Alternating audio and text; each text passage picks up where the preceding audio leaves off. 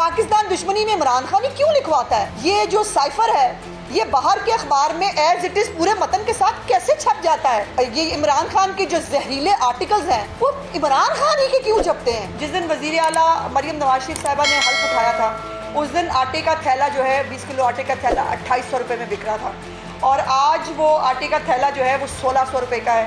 3 माह के अंदर 1200 रुपये आटे की कीमत में कमी आई है और ये रिकॉर्ड है। मैं चैलेंज करके कह सकती हूँ कि कभी भी किसी 3 महीने के अंदर इतनी बड़ी कमी आटे की कीमत में कभी नहीं आई। और सबसे अच्छी और खुशी की बात, मेरे लिए फ़ख्र की बात होती है जब मैं अपनी चीफ मिनिस्टर की मेहनत और जो वो आम आदमी को रिलीफ देने के लिए काम कर रहे होते हैं, जब वो बताने के लिए आपके सामने आती हूँ, मुझे बहुत खुशी और फ़ख्र महसूस होता है कि आज मरियम नवाज शरीफ साहिबा की वजह से पूरे पाकिस्तान में ये रियलाइजेशन है कि महंगाई कम होनी चाहिए, ये रियलाइजेशन है कि आटे की कीमत में कमी होनी चाहिए। ये अब पॉइंट ऑफ डिस्कशन है, ये अब पॉइंट ऑफ रिलीफ तो है ही है, पॉइंट ऑफ परफॉर्मेंस भी है कि हर सूबाई हुकूमत को अब ये सोचने पे और काम करने पे मजबूर है कि आटे की कीमत में कमी होनी चाहिए और ये मरियम नवाज शरीफ साहिबा ने करके दिखाया है। उसके बाद डबल रोटी की कीमत में बेकरीज़ की जो है वो कीमत कम नहीं हो रही थी, उसको जो है वो रेगुलराइज़ किया है। डबल रोटी की जो कीमत है उसमें 50 से 70 रुपये जो है वो कीमत कम की है। सब्ज़ियों की जो कीमत है, तमाम सब्ज़ियाँ उनकी कीमत में 250 से 150% कमी जो है वो हुई है। उसमें प्याज शामिल है, टमाटर शामिल है, आम डेली रूटीन की जितनी सब्ज़ी शामिल होती है। मेरे पास एक लंबी लिस्ट है जिसमें मैं प्याज की कीमत के साथ इन तमाम चीज़ों की कर सकती हूँ। लेकिन ये तमाम काम ये जो हो रहे हैं, जैसे मैंने कहा कि 2 तरह का मॉडल है। एक ये मॉडल है कि आम आदमी को रिलीफ देना है। वज़ीर आज़म जो पाकिस्तान है वो जगह जगह जो है वो बैरूनी सरमायाकारी इकट्ठी कर रहे हैं, वो बिज़नेस एट ईज़ की बात कर रहे हैं, वो लोगों के रोज़गार बढ़ाने की बात कर रहे हैं। नीचे पंजाब में चीफ मिनिस्टर साहबा जो हैं वो महंगाई को उनका प्राइम जो है वो तवज्जो है। और कल डिप्टी कमिश्नर्स के साथ और जो इंतज़ामिया है उसके साथ चीफ मिनिस्टर साहिबा ने मीटिंग की और मीटिंग करने के बाद ये बाकायदा तौर पर ये जो है ये हुक्म सादर फरमाया कि तमाम डिप्टी कमिश्नर्स को टास्क दिए गए हैं 10 अदद, जिसके अंदर जो स्ट्रेट डॉग्स है, जो आजकल हम देख रहे हैं बहुत सारे वाक़यात हो रहे हैं कि कुत्तों के काटने से बच्चों को तकलीफ़ हो रही है। बच्चे जो है वो एक दो वाक़यात भी ऐसे अनफॉर्चुनेट हुए जिसमें वो जाँ बाग भी हुए। स्ट्रे डॉग से लेकर वन डिश की जो है वो पाबंदी से लेकर महंगाई में कमी से लेकर साफ़ सुथरा पंजाब को जो है वो इम्प्लीमेंट करने से लेकर ये तमाम चीज़ें जो है इसको करने के लिए डिप्टी कमिश्नर्स को टास्क दे दिए गए हैं और उनको क्लियरली बता दिया गया है कि मरियम नवाज शरीफ साहिबा की हुकूमत में कोई जो है वो बैकडोर चैनल नहीं है जिससे किसी को पोस्टिंग मिल सके, जिससे किसी की तरक्की हो सके। एक ही फॉर्मूला है कि आपको इम्प्लीमेंट करना है चीफ मिनिस्टर का विज़न, और वो विज़न के मुताबिक 11 पॉइंटर्स उनको दे दिए गए हैं जिसमें वो तरक्याती स्कीमों की जो है वो निगरानी भी होगी और वैक्सीन जो है उसकी भी, जो हमारे फील्ड हॉस्पिटल्स है, जो इम्यूनाइजेशन का प्रोग्राम है, तमाम चीज़ों के ऊपर सुपरवाइज़ करके इन तमाम डिप्टी कमिश्नर्स की ACRs बनाई जाएंगी।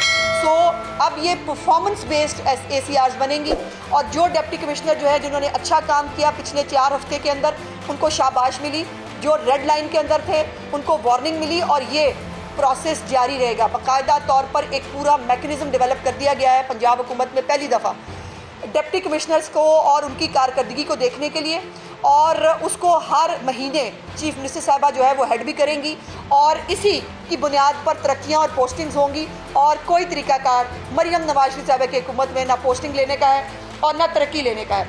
और दूसरी तरफ क्या है? दूसरी तरफ है कि एक फितना फसाद पार्टी जिसका ख़मीर ही जो है वो फसाद से, फितने से और दहशतगर्दी से शुरू होता है और वहीं पे ख़त्म हो जाता है। और आज भी वो ये कर रहे हैं कि आज भी उनकी तरजीहात, उनको सोग का आलम होता है। सियासी मुखालफिन हमारे जो है ना, उनके लिए सोग का आलम होता है जब उनको पता चले कि पेट्रोल की कीमत में कमी हो गई है, जब उनको ये बताया जाता है कि आटे की कीमत में कमी हो रही है, जब रोड्स के ऊपर लोग खड़े हुए कह रहे हैं कि हाँ कीमतों में कमी हो रही है।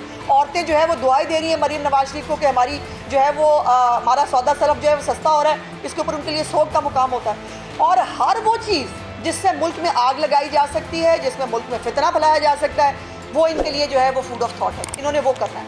और आज भी जो है वो ये है कि मुल्क की फ़ौज हो या मुल्क के चीफ जस्टिस हो, उनके ख़िलाफ़ एक महाज बनाकर जो है वो बहुत दिनों से हो रहा है। हमारे पास इतना टाइम नहीं होता कि इनकी ये सियासी बददियानती और जिसको फॉर्मेशन कमांडर ने डिजिटल दहशतगर्दी कहा है उसके ऊपर ज़्यादा बात की जाए, चूँकि मेरी चीफ मिनिस्टर जितना काम कर रही हैं, जो आम आदमी की रिलीफ का काम कर रही हैं, हमारा फोकस उस तरफ है। लेकिन एक पाकिस्तानी है, हमारा दिल दुखता है जब कोई 1971 की बात करता है।